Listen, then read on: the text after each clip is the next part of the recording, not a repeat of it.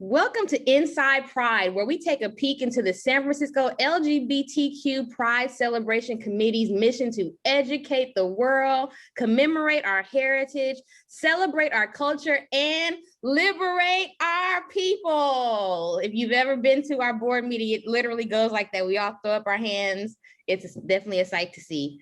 My name is Carolyn Weisinger. I am the board president of San Francisco Pride, and we are so excited to have you here for another installment of Inside Pride.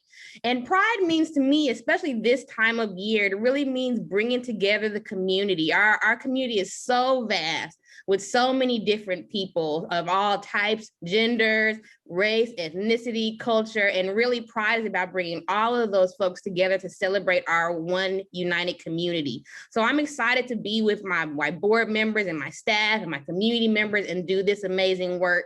Today, we are chatting with Akira Jackson. Hi, Akira, how are you? Hi, Carolyn. Akira is a trans visionary and leader in the movement for the liberation of trans people, and especially trans women of color. Ms. Jackson is the executive director of the Transgender Advocates for Justice and Accountability, Tajs Coalition. Did I say that right, Akira? Tajs Coalition, right? Okay. Which coordinates Bay Area trans-serving organizations, including El La Para Trans Latinas, Trans March, St. James Infirmary, the SF LGBT Center, Transgender Cultural District, and the Center of Excellence for Transgender Health. The goal of Tajs Coalition is to end all violence against trans women of color. Originally from Detroit, she has been an activist and advocate for trans people in this city since her arrival in her late teen years. Shortly after which she served as a peer counselor to other young trans women and guided them in navigating the system to secure housing, social and medical services.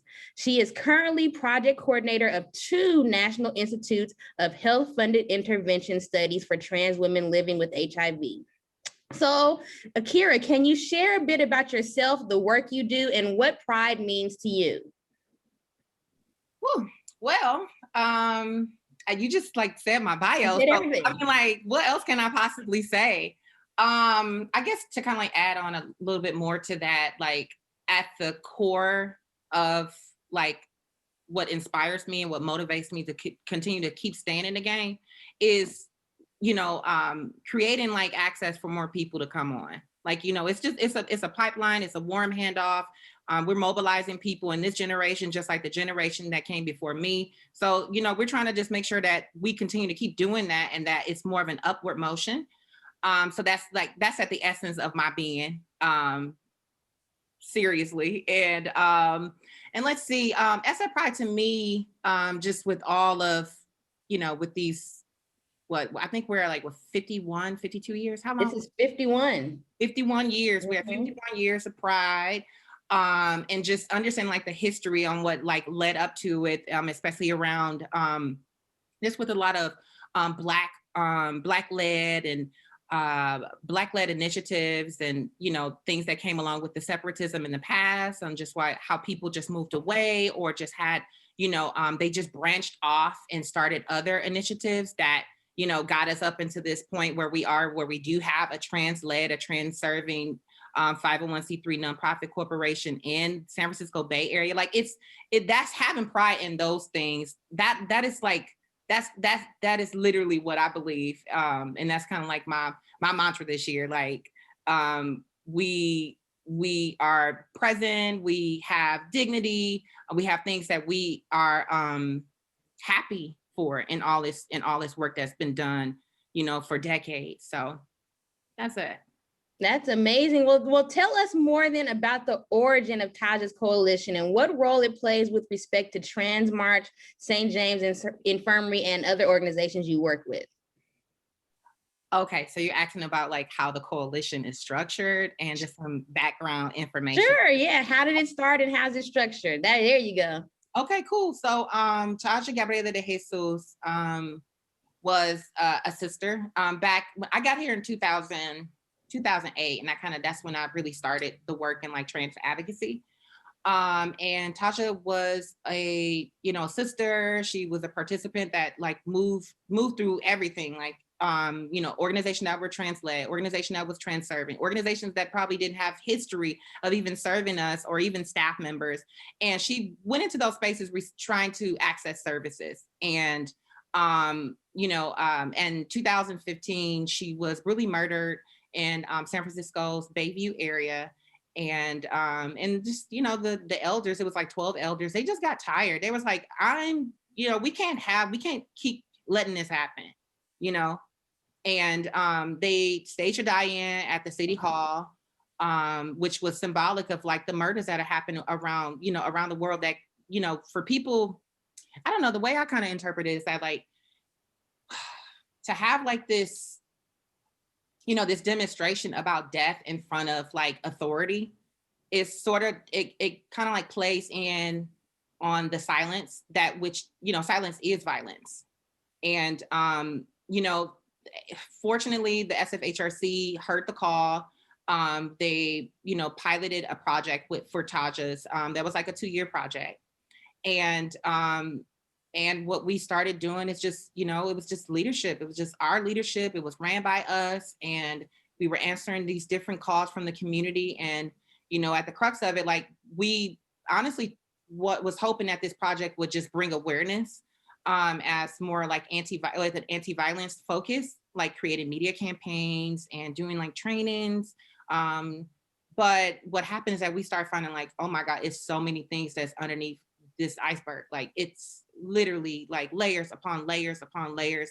And we're trying to figure out like which came first, like which more important, housing, which more important, income, like, so it's just like this whole thing of like just branching out. And that's kind of like that has been like our model and how we operate is that we're, using like the collaboration from coalition partners like St. James and the Center of Excellence for Transgender Health and the district to work and to work together to actually answer those calls effectively and more of an informed decision. So those are, what's listed. That's just some of our community partners. And, things, they just build off and build more, but these are whatever's listed, like right now, they're the ones we work really, really closely with, like every week. Well, it's so, and I've learned this with San Francisco Pride, and I know it kind of sounds like when you talk about the layers, it's so important to have that relationship with City Hall and the many different arms and wings of City Hall. How has your relationship with City Hall developed? So I actually started working on Tajs in 2016. And of course, there was work that was already done prior to me getting there. But I think like their response was to, fix the problem. That was just the thing.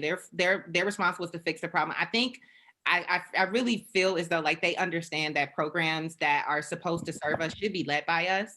And what's happening is that what I'm continuing to know is I'm starting to see more leadership in City Hall that are trans women of color. So not only has, they been supporting organizations that are doing the work, but they're also building more capacity and space for more leaders to actually be in those spaces to talk more and to, create policy initiatives and focus more so about just like around budgeting and just acting. They're actually been really, it's actually getting better. Like, so. Okay. Well, staying on the political spectrum, I guess. This week, Governor Gavin Newsom announced that the state has a $75 billion surplus, with much of it going to cash stimulus payments and rent relief. How would you like to see that money spent? I think he actually, and I haven't seen, I think he announced the details of the budget today, which I haven't been able to watch. But without even looking, how would you prefer to see that money spent? You said 75 million or 75 billion? 75 billion. Oh my God. Billion. Oh my God. First of all, give me another $700, Gavin, and then have whatever else. Oh my God. Well, just with what has been happening, throughout time, especially around like Black murders, like, with police brutality and like this, pandemic of like anti-Blackness that goes like really, really deep as far as like education access. And I would definitely like to see more programs around housing. Definitely, of course, I have to have that.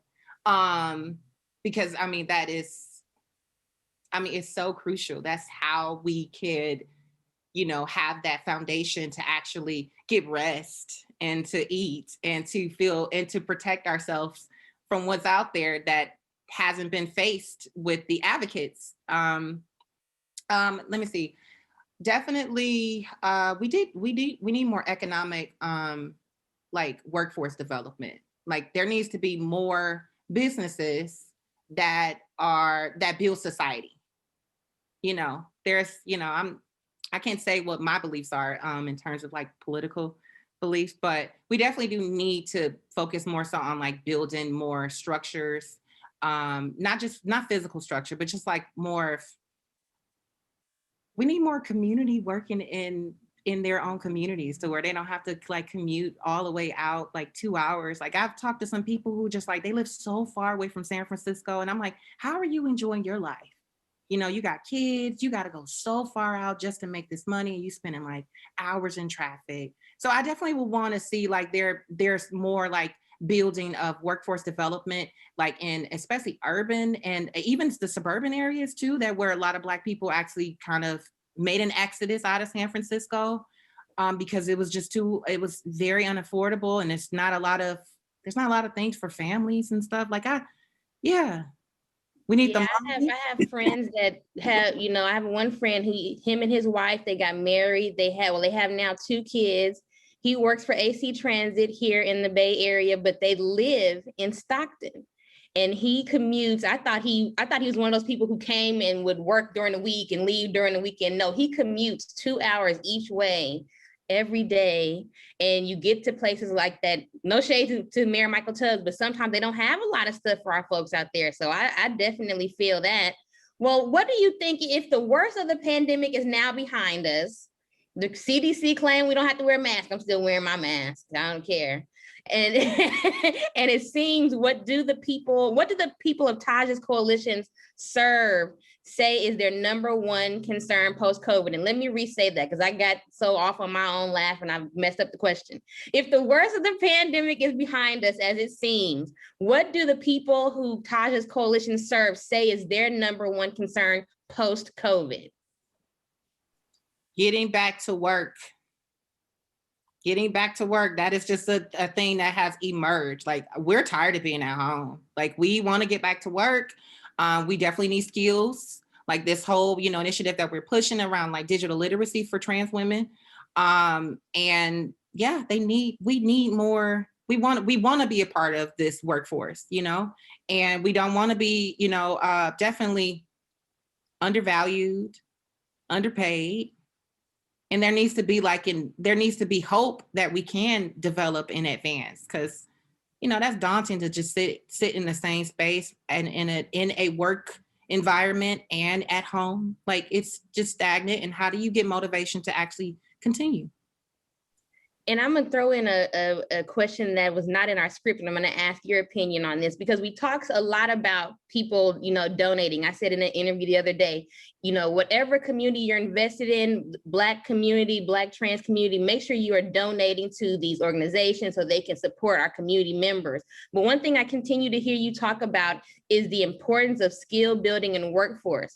Can you talk a little bit about the difference between, how it makes our community feel, how it makes the trans community feel to actually be a part of the workforce, to know you can go out and get a job and sustain and take care of yourself? What do you think about that? I mean, it definitely builds people's self-esteem to actually go and compete and to retain employment. And I think a lot of times, like in our community, I talk to these my sisters, these my brothers, these my folk, for real. A lot of times, like people don't go for it because they don't think that they're qualified to do it. And that's literally been my driving force in my friend circle, in my community, in my family. You can do whatever you want to. However, there needs to be more clarity on how to get to where you need to feel more comfortable in going and getting that thing. If that made any sense.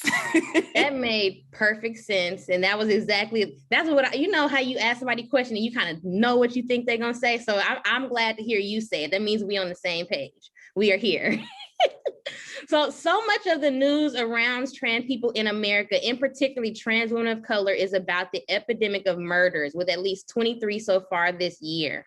It's crucial for activists to make sure that tragedies do not pass unnoticed. But how do you make sure that trans joy and trans resilience are centered too?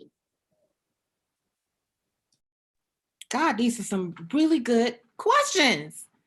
I can't take credit. The staff did it. Oh my God. Oh my goodness. These are like one of the best questions. These are the best questions I've ever had to answer. Then I will take credit. I did it. I wrote all of them. Okay. So in terms of like instilling joy and resiliency, is that the last part? How do we? Well, definitely. I had a conversation, of course. These are always conversations I have with other people. And I just feel like in a lot of places, I'm not going to just point it out and say San Francisco, but you know, the world is way bigger than San Francisco, and a lot of these murders are happening other places. It's definitely, for me, it boils down to respect, fear, consequences. And a lot of times there's always been, you know, there's like, I don't think people honestly respect us as humans. And of course, you know, I was just talking to another young lady the other day about just like self-love. And I know it's just like, it's probably like for me to just say that, just like so weird, but honestly, it's so hard to love yourself when society is telling you, if you love yourself that much, then you're arrogant or you conceited or you really not all of that. But honestly, at the root of it, loving ourselves, it definitely, it empowers us, and it definitely does give us more hope and fortify more endurance inside of our spirits and our bodies and our mind. Because at home, like literally, I call my brain my home, my mind my home. At home, one person lives there, you know, and you know, you may have a partner, you may have like family members that are close knit, but you know, there may come to a time to where your strength and your joy and your happiness, you have to know it yourself. So if that's, hopefully that is answering the question. I'm like literally on an enlightened path right now. I'm just starting it, so. That absolutely answers the question, because you know, you can't pour into other folks if you don't have in your own cup. So yes, taking care of yourself and then spreading that wisdom to other people. To me, I could be wrong, but that spreads joy and resilience. So I appreciate that answer. It fed me today.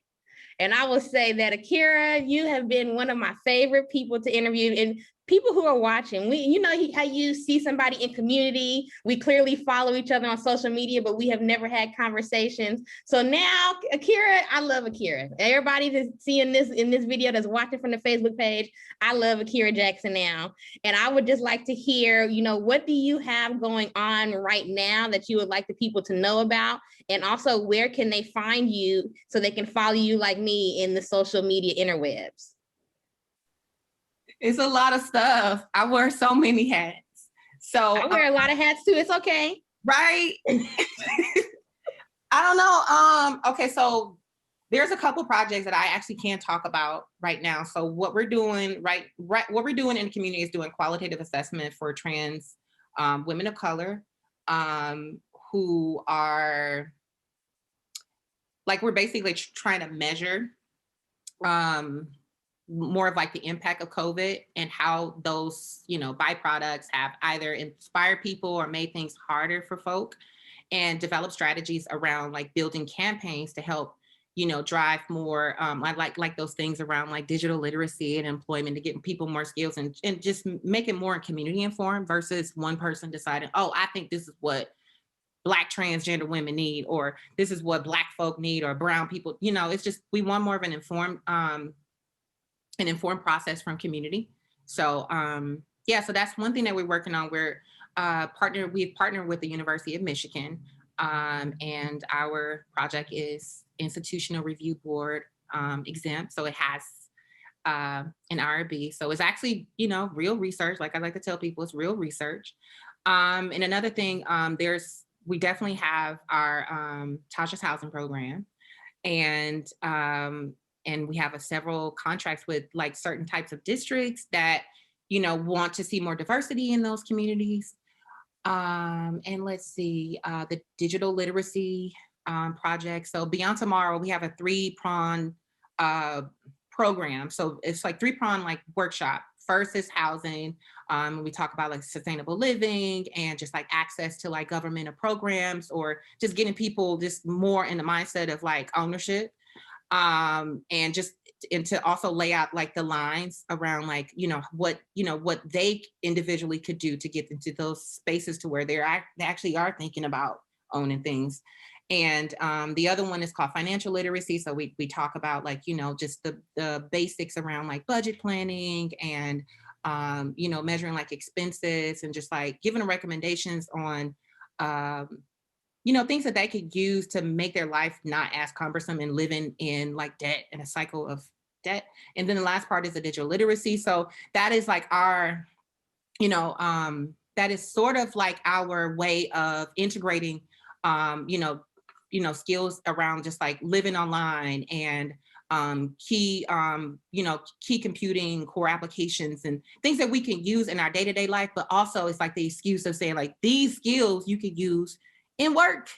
You can use these skills in work and you can get that job. You can feel comfortable about doing these things. You can feel comfortable about retaining a job or just getting more and more work, and which means more and more money. Our community needs money. Amen. And where can they find you? Or do you, I always, do you want them to find you? Because sometimes I don't want everybody to find me. Me personally, I want everybody to find me. Okay. So I want to be found. So Instagram, our Twitter. So first off, at the top level, is tajscoalition.org. That's TAJASCOALITION.org. It's so funny because some people, they do not spell the coalition right. They spell it coalition. They spell it Koshin. You're trying to get me to act the fool on this SF Pride thing, and people gonna talk careless. I'm not. Be quiet. Go ahead. I'm just saying, like this happened several times. So so that's tajscoalition.org. Our Instagram is very active. So it's Tajs TAJAS.coalition. So at Tajs.coalition on Instagram, Facebook, Tajs Coalition, Twitter, at Tajs Coalition. We everywhere. We want to be found. We want to be found. Okay. Well, thank you, Akira. And just for all the people watching, we're getting ready for SF Pride 51. Please follow San Francisco Pride on Instagram and Twitter. And if you would like to, please buy tickets to our 2-night movie extravaganza in Oracle Park on June 11th and 12th. You can find that at sfpride.org. And also, I'm going to take a point of personal privilege. I'm going to put my hat down. I am personally getting ready for George Floyd Day, which is going to be on May 25th. It is the day that we commemorate the day that George Floyd lost his life to police violence. And it's a day that we're going to get together with other families who have loved ones who lost their lives to police violence. We want to commemorate all of those in the continuing fight to stop the epidemic of police violence that's taken Black lives around this nation. So you can follow me personally at CW the Host on Instagram, and I will have all that information from the Philonis and Keita Floyd Institute for Social Change. Sorry, Shannon, but I needed to make that plug because it's a very, very important issue, and we want to make sure as many people are following the movement and doing what we can as possible. So Akira, thank you again for joining me today. And please, everyone, look for another episode of Inside Pride next month. I don't know if I'm supposed to clap or wave to signal the end of the show. End of the show.